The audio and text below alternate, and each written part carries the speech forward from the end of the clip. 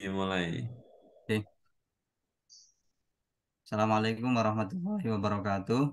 Waalaikumsalam. Waalaikumsalam warahmatullahi wabarakatuh.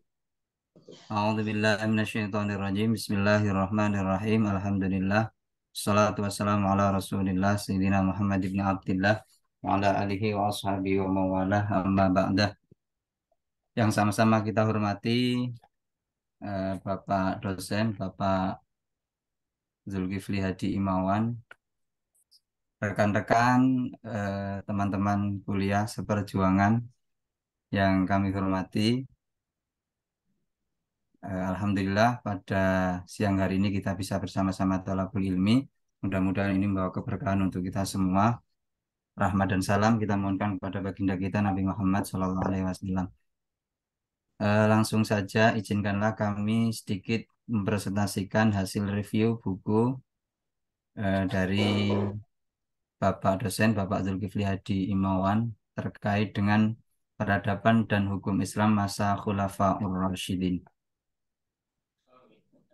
Langsung ya. Jadi Khulafaur Rasyidin itu beras khilafah, khalifah ya maaf. Khalifah berasal dari kata kholaf yang artinya mengganti atau belakang. Kemudian jamaknya dari khalifah adalah khulafa atau kholaif. Di sini kami sampaikan dalam PPT kami menurut Ibnu Katsir, khalifah berarti yakhlufu ba'duhum ba'dun yang artinya saling berganti atau turun-temurun. Kemudian menurut Mahmud Syakur dalam Tarikh Al-Islami Al-Khulafa Ur-Rasyidin, khilafah ya ini seakar kata ya, khilafah adalah kepemimpinan seseorang yang merupakan bagian dari umat Islam untuk menjalankan hukum atau mengatur rakyatnya sesuai dengan syariat Allah bagi hambanya yang beriman. Jadi ini lebih ke pemaknaan khilafah gitu ya. Jadi kepemimpinan seorang yang merupakan bagian dari umat Islam untuk menjalankan hukum atau mengatur rakyatnya sesuai dengan syariat Allah Subhanahu wa taala yang telah diridhoinya hamba-hambanya yang beriman.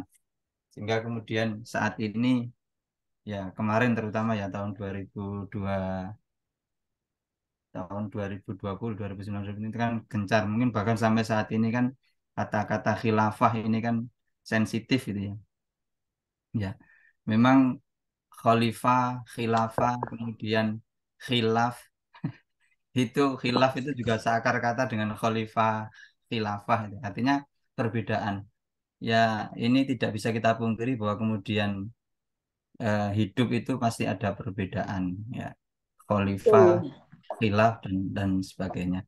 Kemudian eh Khulafaur Rasyidin itu ada empat. Yang pertama Abu Bakar, sahabat Abu Bakar As-Siddiq 11 sampai 13 Hijriah atau 632 sampai 634 Masehi. Kemudian Umar bin Khattab 13 sampai 23 Hijriah eh, atau 634 sampai 644 ya, kurang lebih 10 tahun. Kalau Abu Bakar kurang lebih 2 tahun. Kemudian Utsman bin Affan 23 sampai 35 Hijriah atau Masehinya 644 sampai 655 Masehi, kurang lebih 13 tahun, dan Ali bin Abi Thalib kurang lebih 5 tahun, 35 Hijriah sampai 40 Hijriah atau dalam Masehi 655 sampai 660 Masehi. Ini selama kurang lebih 30 tahun setelah Rasulullah wafat, eh, kepemimpinan pada saat itu kemudian dipegang atau dipimpin oleh empat sahabat ini, Abu Bakar, Umar bin Khattab, Utsman bin Affan, dan Ali bin Abi Thalib. Kemudian kami lanjutkan dengan Khalifah Abu Bakar As-Siddiq ya. Nah, kami tidak perlu banyak kemudian menjelaskan setelah wafat Rasulullah. Eh, Nanti kita singgung sedikit di penjelasan terkait dengan bagaimana Abu Bakar di baiat gitu ya. Tentu ini kemudian banyak terjadi dinamika. Setelah kemudian Rasulullah wafat, kemudian para sahabat bermusyawarah kira-kira siapa yang kemudian akan menjadi yang menggantikan Rasulullah sebagai seorang pemimpin. yang kemudian mereka jadikan apa ya, panutan gitu ya. Maka kemudian disepakati Abu Bakar As-Siddiq. Singkat cerita seperti itu. Kemudian sedikit kami sampaikan kepemimpinan masa Khalifah Abu Bakar As-Siddiq, peradaban yang terjadi atau dinamika sosial yang terjadi ketika masa kepemimpinan Abu Bakar As-Siddiq. Tadi kami sampaikan mulai tahun 11 Hijriah sampai 13 Hijriah. Nah, yang pertama yang terjadi ketika kemudian Rasulullah wafat, eh, kepemimpinan dipegang oleh Khalifah Abu Bakar As-Siddiq atas kesepakatan para sahabat gitu ya, atas musyawarah bersama.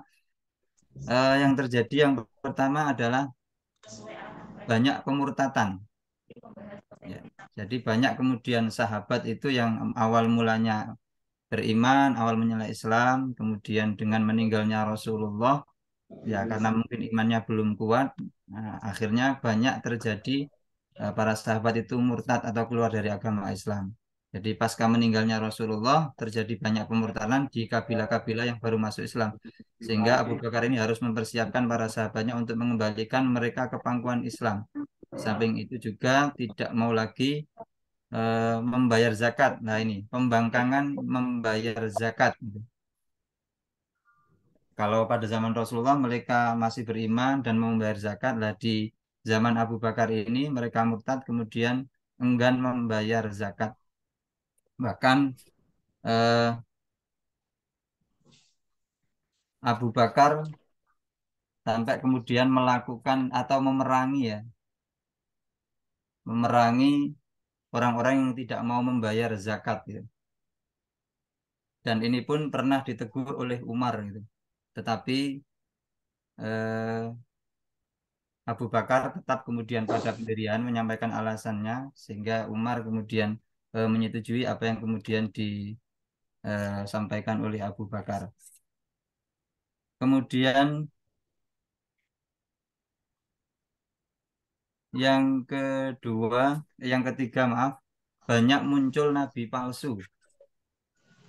Nah, setelah jadi ada beberapa kemudian nabi palsu yang menyatakan dirinya sebagai nabi. Ada Musalimah Al-Kadzab, kemudian siapa lagi ya? Yang saya ingat itu dengan ciptaannya ayatnya itu ada yang alfil, malfil, wama adroka malfil, terus lahu danabun tawil gitu ya. Kemudian ada lagi adzibda, madzibda dan seterusnya. Mungkin ini inginnya menyerupai al-qari'ah, mal-qari'ah gitu ya.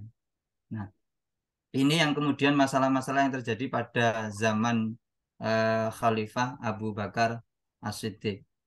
Termasuk kemudian melemahnya semangat dakwah dan berjuang di jalan Allah Subhanahu wa taala.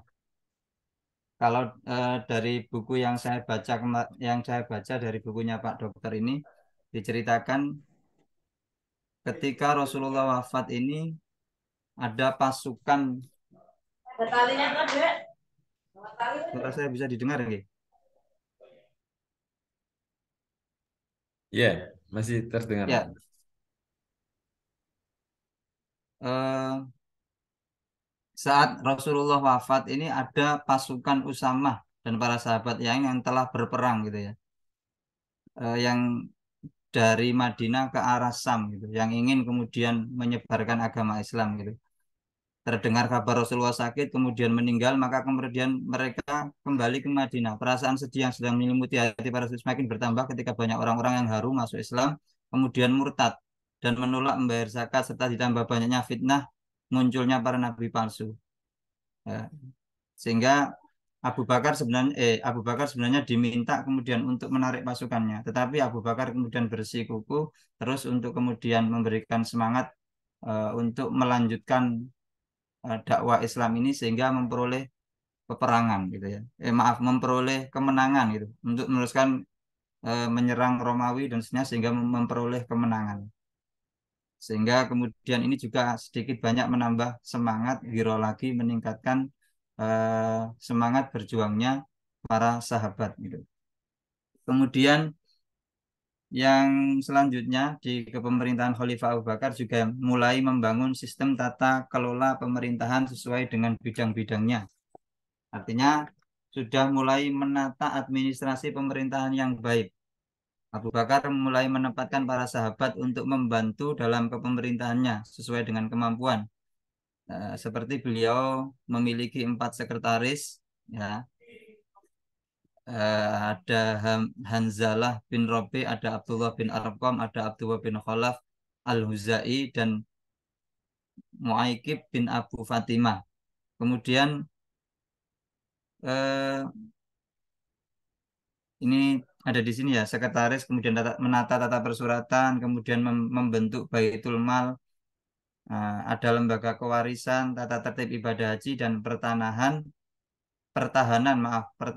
yang kalau dalam bukunya Pak Dokter ini saya baca yang ditunjuk langsung adalah Umar bin Khattab, termasuk terkait dengan diplomasi dengan negeri-negeri sekitar Madinah yang kemudian sudah ditaklukkan oleh masa pemerintah, yang ditaklukkan oleh Nabi maupun ditaklukkan oleh masa pemerintahan Khalifah Abu Bakar As-Siddiq.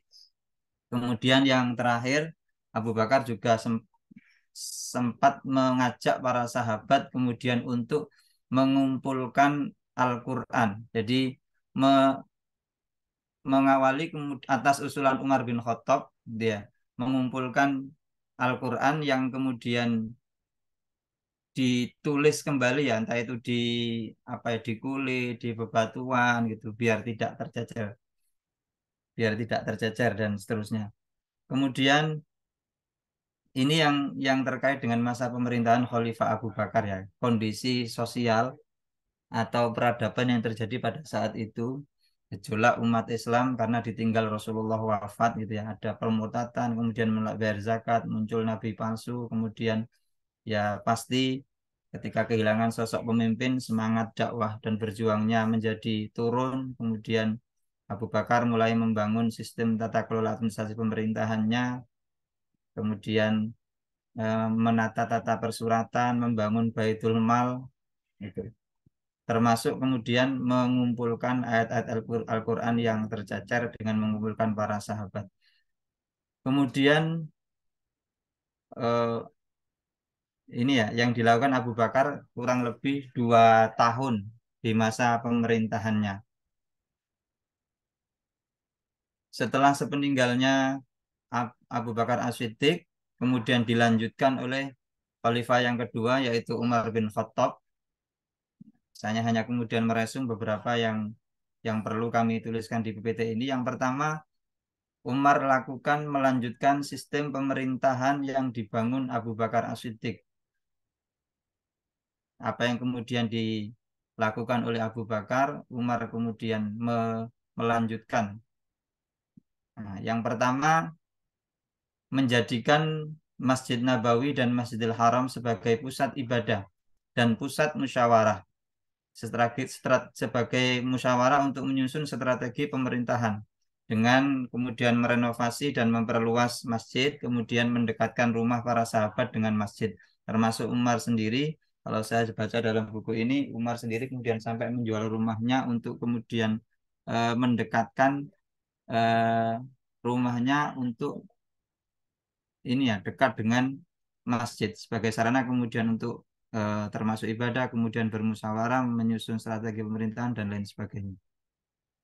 Kemudian Umar juga membangun pusat pendidikan sebagai pusat tarbiyah generasi penerus sahabat.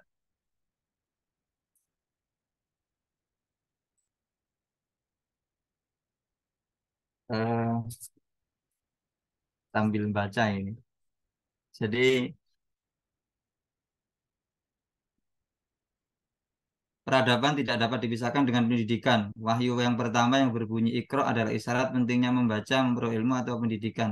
Sehingga Umar punya inisiatif untuk kemudian memajukan atau memperhatikan kemajuan pendidikan bagi rakyatnya.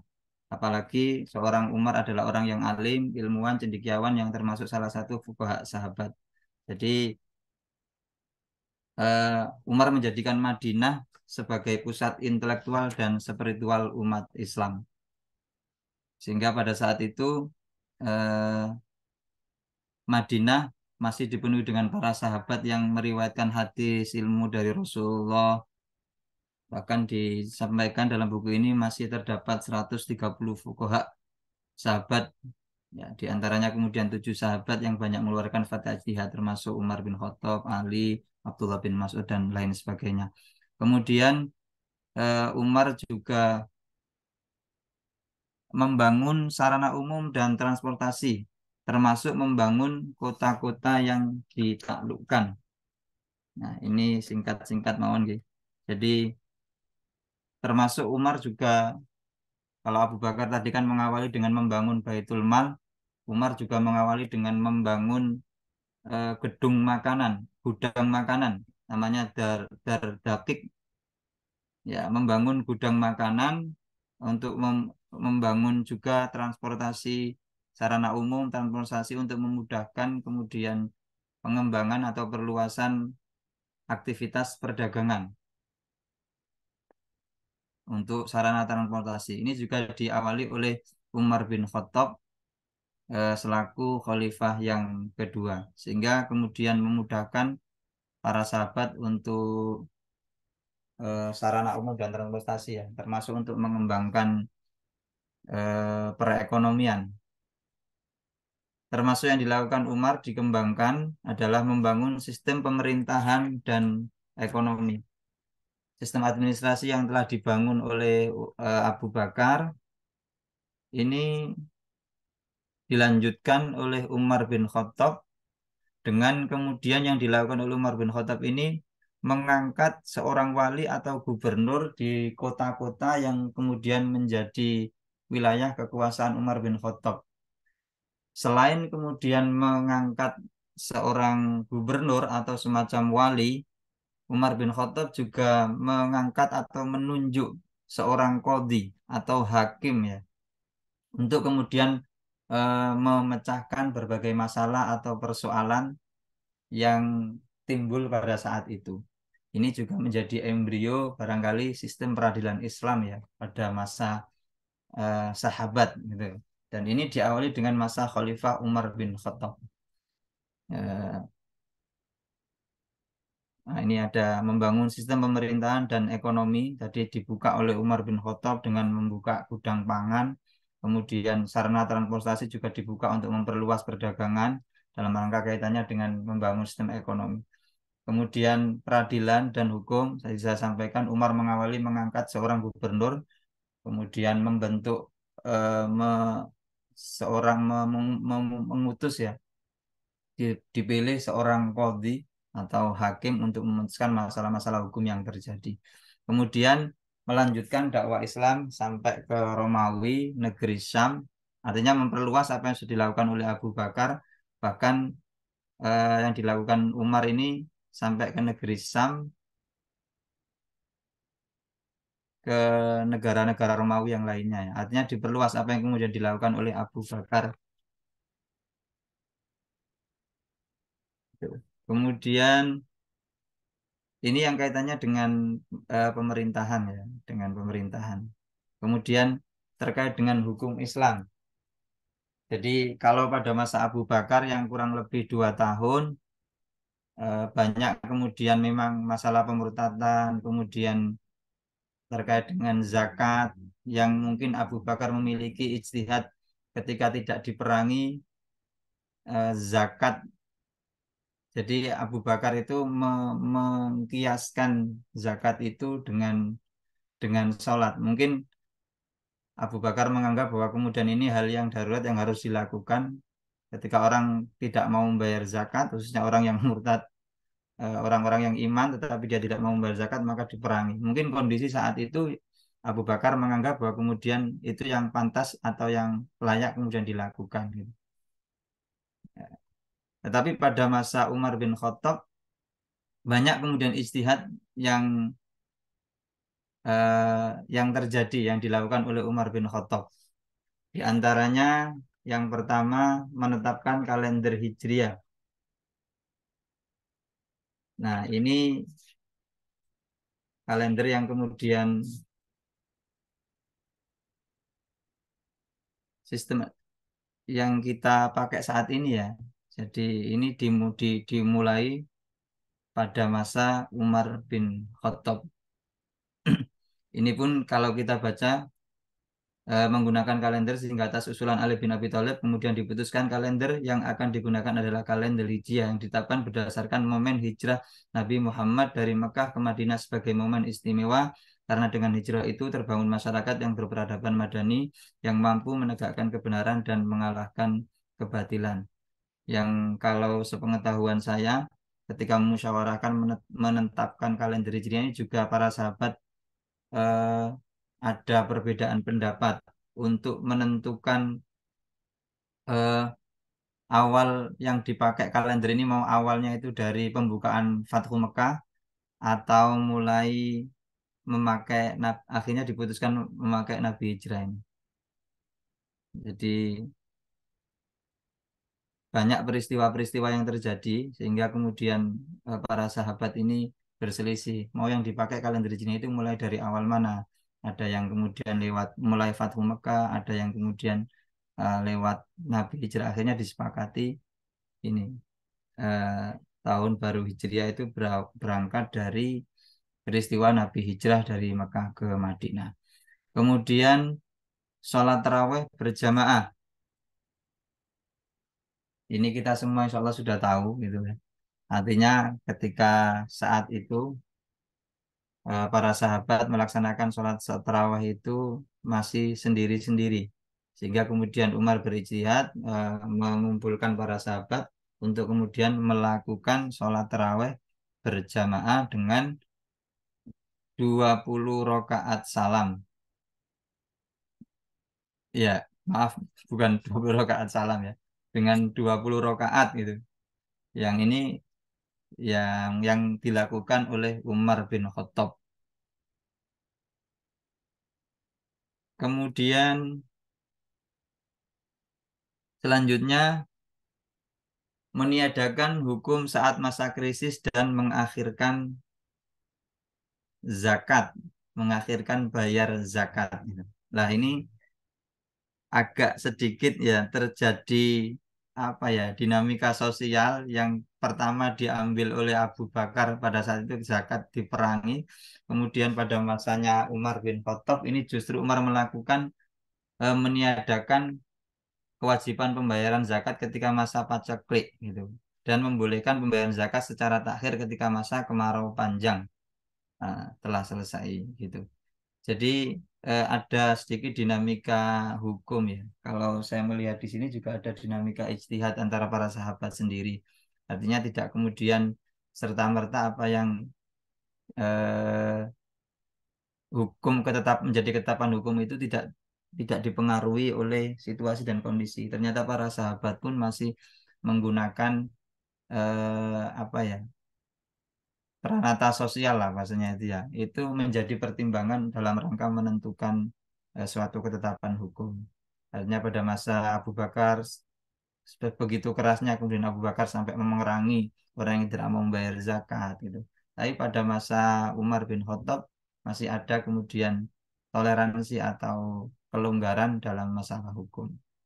Kemudian yang kedua melipat gandakan hukuman khamar 80 kali cambuk. Nah, ini kemudian dilakukan oleh Umar bin Khattab karena banyaknya orang yang masuk Islam tetapi banyak dari mereka yang belum memahami agama Islam secara mendalam sehingga mereka masih melakukan perkara-perkara yang dilarang oleh Islam seperti minuman keras, khamr dan sebagainya. Dan ini menjadi problem bagi Umar karena ia kemudian melakukan musyawarah bersama para sahabat yang lain dan atas usul Ali bin Abi Thalib kemudian ditetapkan untuk melipat gandakan hukuman mabuk sebanyak 80 kali cambuk. Ya, mungkin ini bagian dari kondisi di sana juga ya. Artinya tradisi orang Arab mungkin meminum khamr itu ya seperti kita minum air putih gitu. Bahkan kalau kemarin sempat dibahas oleh Pak Dokter itu kan ayat-ayat terkait khamr ini kan ya sampai 3 kali kemudian Allah melarang gitu. Bahkan di kisahnya itu kan Abdurrahman bin Auf itu kan pernah mengundang para sahabat termasuk jamuannya dalam minum khamr termasuk Sayyidina Ali sampai kemudian minum sampai datang waktu sholat kemudian dalam kondisi pengaruh air minum ini kan Ali pernah membaca ayat itu ada yang salah gitu. Kemudian turunlah ayat itu, ya ayyuhalladzina amanu la taqrabus sholata wa antum sukara gitu kan ya. Dan sampai innamal khamru wal maisiru wal ansulabu itu innamal khamru dan seterusnya itu kemudian dilarang oleh Allah Subhanahu wa taala. Itu kemudian ada lagi tolak tiga dengan satu lafat. Ini juga diijtihati oleh pemerintahan atau pada masanya Umar bin Khattab. Ibnu Abbas meriwayatkan pada masa Rasulullah Abu Bakar talak tiga dengan satu perkataan dihukumi sebagai talak satu. Lalu pada masa Umar bin Khattab kemudian menetapkan sebagai talak tiga sebagaimana perkataannya. Karena apa? Karena banyak orang yang bermain-main dengan kata talak. Jika dibiarkan mereka seperti itu, maka mereka akan terus melakukannya. Jadi talak tiga dengan satu lafat. Artinya Umar kemudian menganggap ketika orang mengatakan saya cerai kamu, saya cerai kamu, saya cerai kamu. Oh, maaf ini ya. Jadi pemahaman Umar mengatakan talak tiga dengan satu lafaz. Artinya saya talak kamu itu berarti Umar menganggap bahwa itu kemudian sudah talak bain. Artinya sudah jatuh talak tiga. Padahal kan kalau Abu Bakar pada masa Abu Bakar ya talak tiga dengan satu perkataan dihukumi sebagai talak satu. Jadi kalau pada masanya Abu Bakar ya saya cerai kamu, saya cerai kamu, saya cerai kamu baru jatuh talak satu. Tetapi kalau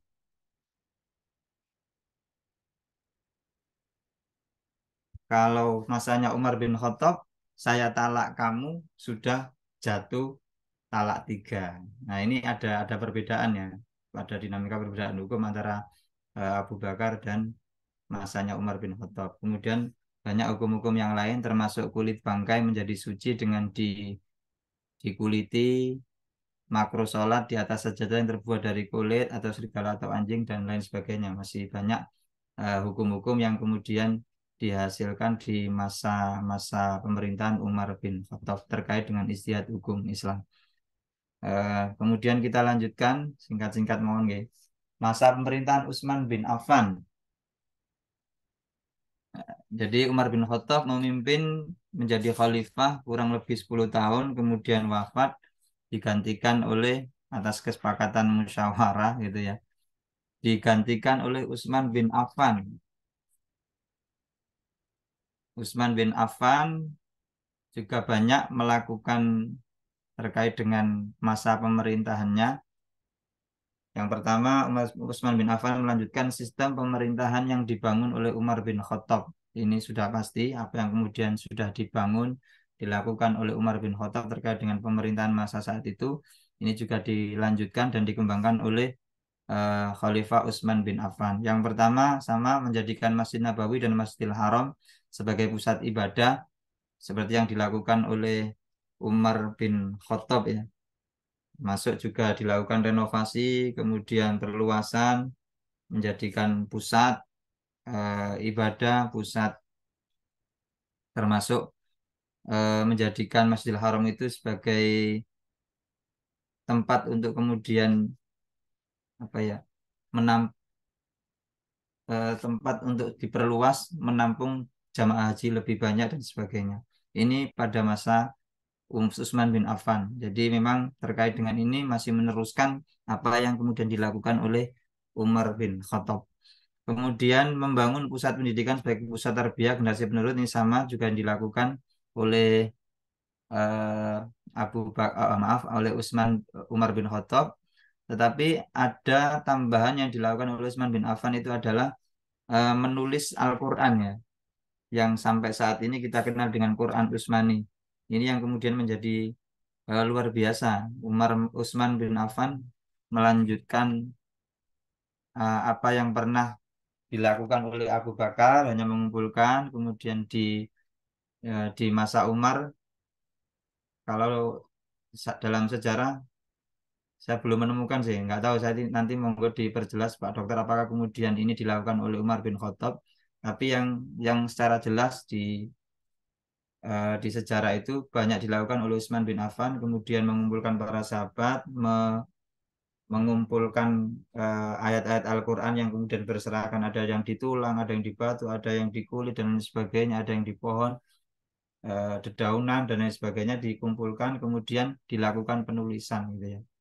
Sehingga terkenal sampai saat ini namanya Quran Utsmani.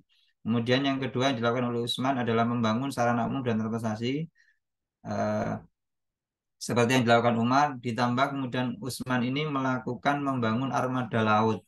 Jadi tidak hanya jalur darat, tetapi Utsman bin Affan juga melakukan pembangunan jalur transportasi laut, usulul bahri, gitu, kalau bahasa Arabnya ya. Jadi termasuk karena mengembangkan wilayah sampai ke negeri Romawi dan Bizantium, di Bizantium gitu ya, sampai ke Romawi, sehingga Utsman bin Affan ini juga meneruskan apa yang dibangun oleh Umar bin Khattab gitu. Sampai tidak hanya jalur darat tetapi juga jalur jalur laut.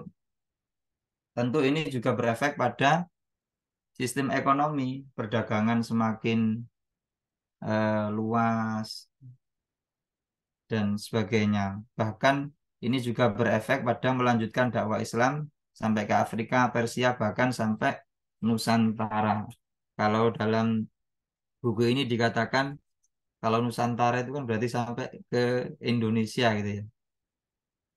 Itu ternyata ditemukan Syekh Samsuddin Abu Abdillah. Nah, ini menyebut bahwa pada masa Utsman bin Affan pada abad ke-7 Masehi, agama Islam telah mencapai Nusantara. Jadi sampai ke Indonesia. Artinya bukti sejarah yang mengarah itu adalah adanya makam di Barus yang dikenal dengan makam Papan Tinggi Barus Utara Tapanuli Tengah. Di sini terdapat 7 makam dan salah duanya bernama Syekh Mahmud dan Syekh Rukunuddin yang meninggal pada tahun 48 Hijriah. Jadi bisa dimungkinkan bahwa mereka telah sampai Nusantara pada masa Utsman bin Affan. Kemudian mukim untuk berdagang dan berdakwah hingga mereka kemudian meninggal pada tahun tersebut setelah adanya era Daulah Umayyah sejak tahun 41 Hijriah. Artinya dengan dibukanya jalur laut ini kan dakwah Islam semakin luas yang dilakukan oleh Utsman bin Affan. Kemudian membangun sistem pemerintahan dan ekonomi ini juga sama ya yang dilakukan oleh Utsman bin Affan. Termasuk kalau dalam sejarah yang saya baca termasuk dari bukunya Pak Dokter ini ada yang menarik yang kemudian dilakukan oleh para sahabat itu ya. Ketika pada saat Umar bin Khattab itu menentukan atau meletakkan gubernur, seorang wali, kemudian menetapkan seorang hakim atau qadhi. Ini juga terjadi dinamika ketika pemerintahannya Utsman bin Affan juga ada pergantian. Ketika orang-orangnya Umar juga kemudian direshuffle oleh Utsman bin Affan, diganti dengan orang-orang baru termasuk hakim dan qadhinya gitu. Dan ini juga pasti ada gejolak, pasti ada dinamika ya kalau saat ini mungkin dinamika politik ya pasti ada yang terjadi itu. Kemudian ini pada masa-masa pemerintahan Utsman bin Affan. Selanjutnya terkait dengan ijtihad hukum ya yang terjadi pada masa Utsman bin Affan. Kalau di masa pemerintahan Umar bin Khattab ya tentu dinamika-dinamika yang terjadi pada saat itu terkait dengan hukum zakat tadi ada khomer, kemudian ada talak dan lain sebagainya. Lah di masa-masa Utsman bin Affan ini juga semakin semakin banyak masalah itu ya. Artinya semakin banyak yang masuk Islam, semakin luas wilayah kekuasaannya, juga akan semakin banyak masalah yang terjadi. Yang terjadi terkait dengan ijtihad di masa Utsman bin Affan ini adalah yang pertama menetapkan hukum jinayah, pemabuk dan hukuman anak mencuri. anak kecil yang mencuri. Pada masa Utsman bin Affan pernah ada seorang anak kecil yang mencuri, setelah itu ya ditangkap dan ibunya ternyata ya belum balik, sehingga diputuskan bahwa tidak ada hukuman potong tangan bagi anak tersebut. Yang sebelumnya mungkin hal-hal seperti ini tidak terjadi. Mungkin seperti di Indonesia yang dengan Ali Biham dan lain sebagainya. Hanya dengan dinamika hukum yang terjadi. Pada masa Umar bin Khattab mungkin hal-hal seperti ini belum terjadi, anak kecil nyolong dan lain sebagainya. Tapi pada masa Utsman kan kemudian terjadi, kemudian Utsman memutuskan tidak ada had atau tidak ada hukuman bagi anak tersebut. Termasuk hukuman bagi pemabuk. Nah, ketika masa Umar eh, Rasulullah menetapkan hukuman pemabuk, peminum keras adalah 40 cambuk. Begitu juga hukuman tersebut berlaku pada masa pemerintahan Abu Bakar As-Siddiq. Tetapi ketika pada masa Umar bin Khattab dilipat gandakan jadi 80 kali cambuk gitu ya. Tetapi pada masa Utsman bin Affan, bagi pemabuk pemula, nah ini menarik ini. Maka Umar kemudian menetapkan hukum cambuk bagi pemabuk 80 kali cambuk dengan ketentuan bahwa pemabuk pemula mendapat 40 kali cambuk, sedangkan yang bagi pecandu khamr adalah 80 kali cambuk. Nah, ada perubahan ya, ada perubahan eh, terkait dengan hukum jinayah bagi pemabuk. Kemudian ijtihad hukum ibadah, termasuk seperti adzan Jumat 2 kali dan istirahat di waktu khutbah ini juga terjadi pada masa Utsman bin Affan. Kemudian kunut sebelum ruku, nah ini yang kemudian dipakai oleh mazhabnya Imam Maliki. Jadi kunut itu dilakukan sebelum ruku. Eh, ini dilakukan oleh Utsman bin Affan melakukan sebelum ruku ini dengan tujuan agar orang-orang bisa menyusul sholat, tidak ketinggalan sholat berjamaah. Dan kunut seperti ini banyak dilakukan oleh mazhab Imam Maliki. Kalau Imam Syafi'i kan setelah ruku ya. Kemudian selanjutnya talak orang yang sedang mabuk. Nah ini juga tidak dikenai hukuman oleh Utsman bin Affan pada saat itu. Kemudian hukum-hukum yang lain nanti bisa kita kembangkan atau teman-teman bisa kembangkan sendiri. Kemudian yang terakhir pada masa pemerintahan Khalifah Ali bin Abi Thalib. Tentu yang dilakukan oleh Khalifah Ali bin Abi Thalib ini melanjutkan pemerintahan yang dibangun oleh Utsman bin Affan. Tapi pada sejarah yang saya ketahui, yang saya pahami ketika membaca pemerintahan Khalifah Ali bin Abi Thalib ini dinamikanya luar biasa gitu ya. Membangun peradaban Madinah, Kufah dan Irak gitu. Ternyata Sayyidina Ali lebih memilih di Kufah gitu ya untuk menjadikan ibu kota itu, dan Ali lebih memilih menetap di Kufah yang saat ini Irak.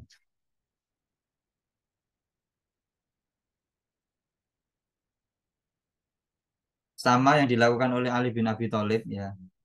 Artinya Ali juga melakukan yang sama dilakukan oleh Utsman bin Affan ya, termasuk mengganti wali atau gubernur yang sudah ditetapkan oleh Utsman bin Affan pada masa kekhalifahannya, termasuk mengganti eh, para pejabat yang ditunjuk Utsman, termasuk Qadhi dan lain sebagainya.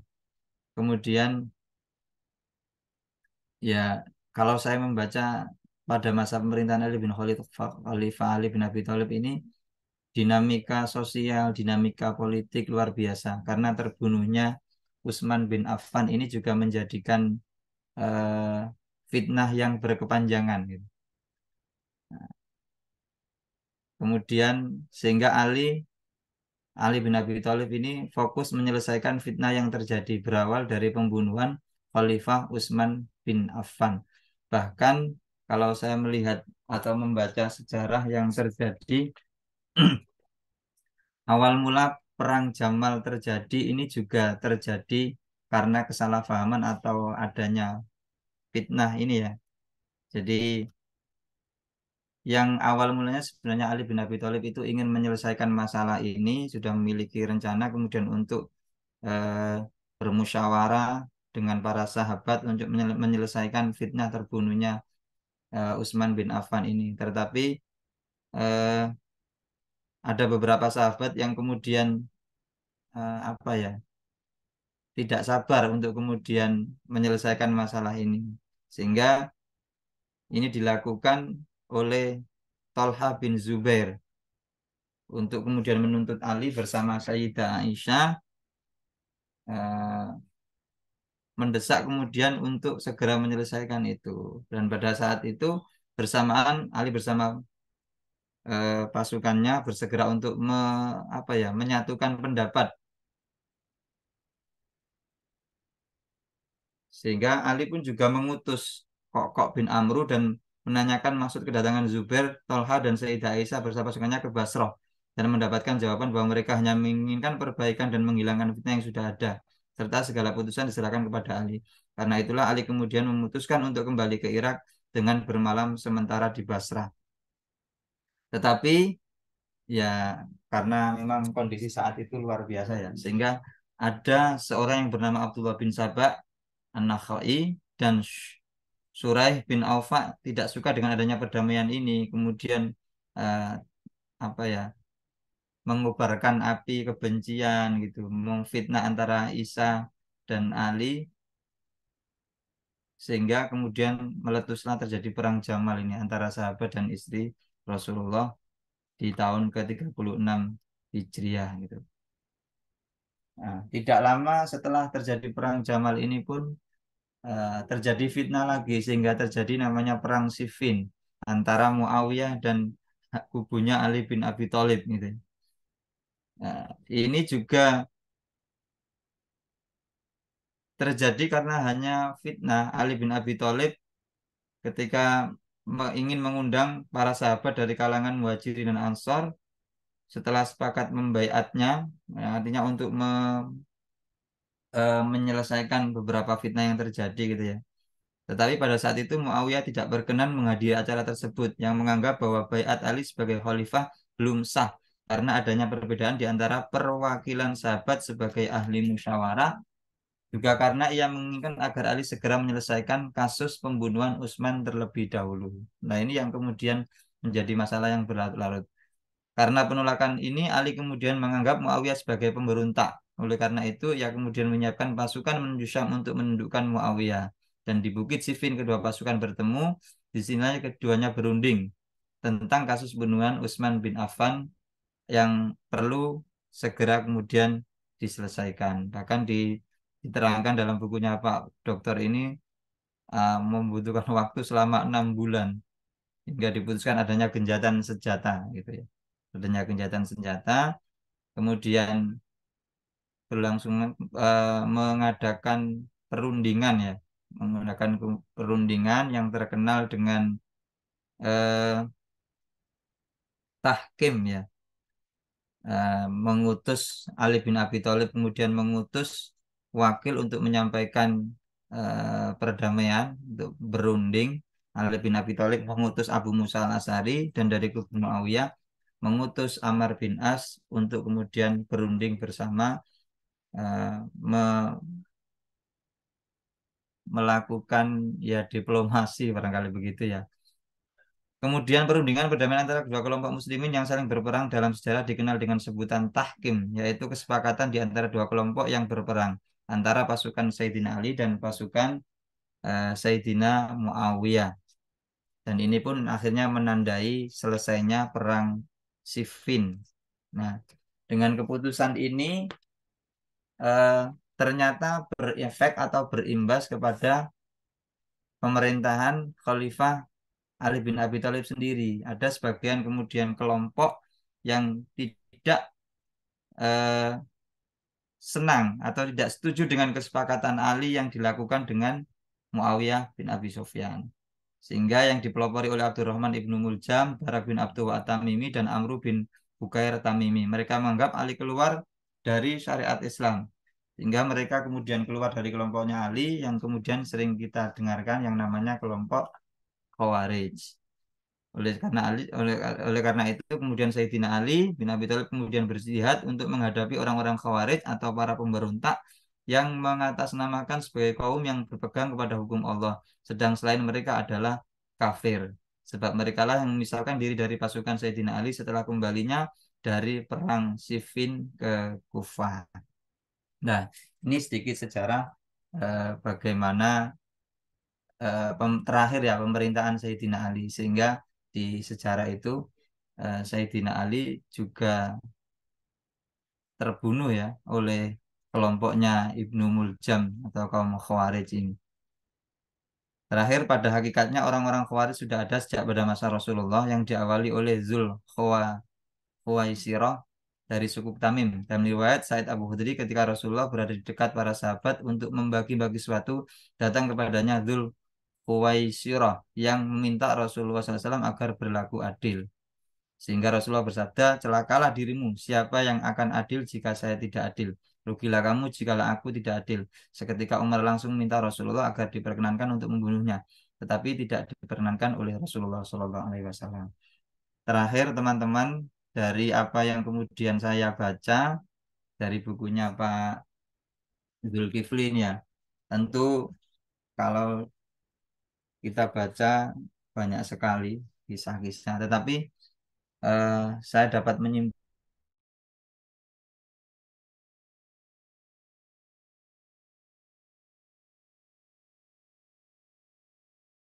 Khulafaur Rasyidin dalam peradaban Muslim diantaranya. Saya baca saja. Pertama, Khulafaur Rasyidin bermakna pengganti-pengganti Rasul yang cendekiawan. Penggagas nama Khulafaur Rasyidin adalah orang-orang Muslim yang paling dekat dengan Rasul setelah meninggalnya beliau.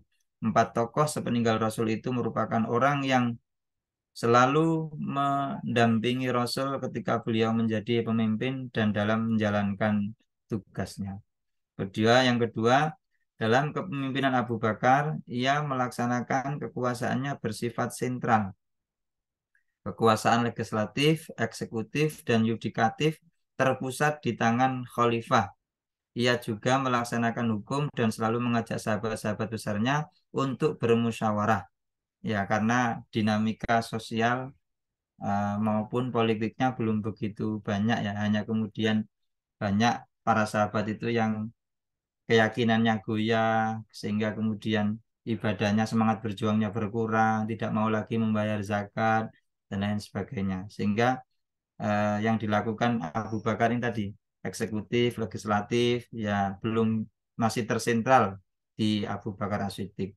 Kepemimpinan Umar bin Khattab menerapkan prinsip demokratis dalam kekuasaan, yaitu dengan menjamin hak yang sama bagi setiap warga negara. Nah, ini memang karena Umar bin Khattab ini punya basic pertahanan ya. Bahkan ditunjuk langsung oleh Abu Bakar menjadi Menteri Pertahanan pada saat itu ya.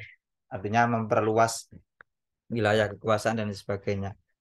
Hingga prinsip demokratis dalam kekuasaan menjamin hak yang sama bagi setiap warga negara. Kemudian kepemimpinan Utsman membangun bendungan untuk menjaga arus banjir yang besar dan mengatur pembagian air ke kota-kota.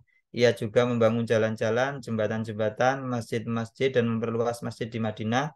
Prestasi yang terpenting pada masa Khalifah Utsman adalah menulis kembali Al-Quran yang telah ditulis pada zaman Abu Bakar, yang sampai saat ini kita kenal dengan nah, Quran Utsmani ya. Nah, ini pada masa Utsman ini juga ya semua sudah mulai dibangun melanjutkan apa yang dilakukan oleh Umar bin Khattab.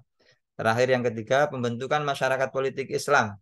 Nah, ini mengajarkan kepada kita bahwa dinamika politik Islam sudah terjadi pada zaman Khulafaur Rasyidin ya, apalagi masa-masa Khalifah Ali bin Abi Thalib itu. Kemajuan Islam yang dicapai di era Khulafaur Rasyidin terutama dalam melakukan politik masyarakat muslim. Setelah Nabi Muhammad SAW wafat, para Khulafaur Rasyidin melanjutkan kepemimpinannya dari pemerintahan Islam dengan bijak, meskipun berlaku 30 tahun.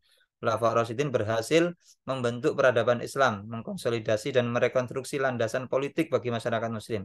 Khalifah Abu Bakar misalnya mengatasi dan menyelamatkan masyarakat Muslim. Khalifah Abu Bakar, oh maaf, ya, menyelamatkan masyarakat Muslim dari lubang besar ketat murtad yang menolak zakat gitu. Nah ini. Selain itu, Khalifah kedua Umar bin Khattab juga berhasil mengkonsolidasi komunitas Muslim di Arab, mengubah masyarakat yang nomaden menjadi masyarakat yang disiplin patriotik. Ya, kalau dulu kan orang Arab itu kan ya berpindah-pindah, yang berdagang dan sebagainya.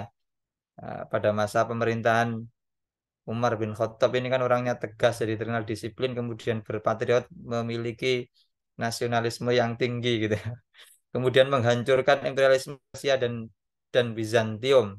Nah, seperti yang saya sampaikan di awal tadi, beliau ahli berperang, kemudian dalam sejarah disebutkan beliau memang terkenal kedisiplinannya dan kesangarannya gitu kan.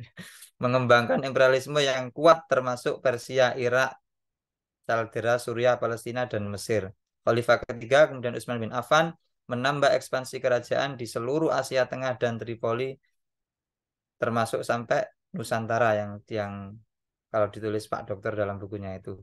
Kemudian Khalifah yang terakhir, Ali bin Abi Thalib, berjuang di bawah kesulitan berasal dari negara domestik. Artinya memang di masa Khalifah Ali bin Abi Thalib ini, ketika saya membaca bukunya Pak Dokter itu, saya kemudian terbelalak ya. Artinya begini, wow, ternyata dinamika politik yang terjadi saat ini tuh sudah terjadi pada masa zamannya Ali bin Abi Thalib. Artinya dirongrong dari dalam sendiri.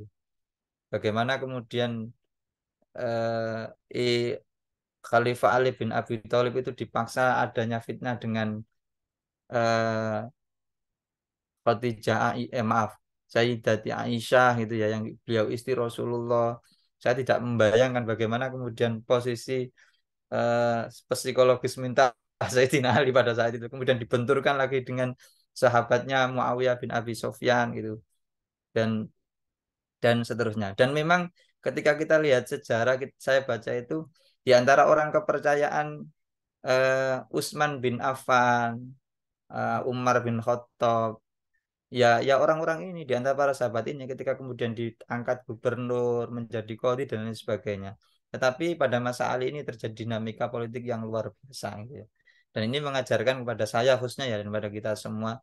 Artinya memang rong-rongan ketika masa Khalifah Ali bin Abi Thalib itu berasal dari negara domestik yang artinya wilayahnya mereka sendiri itu terjadi banyak, bahkan pertempuran sendiri itu terjadi antara kaum muslimin sendiri, sehingga ya banyak dinamika eh, hukum, dinamika politik, termasuk sosial dan lain sebagainya yang terjadi di masa pemerintahan 30 tahun Khulafaur Rasyidin ini.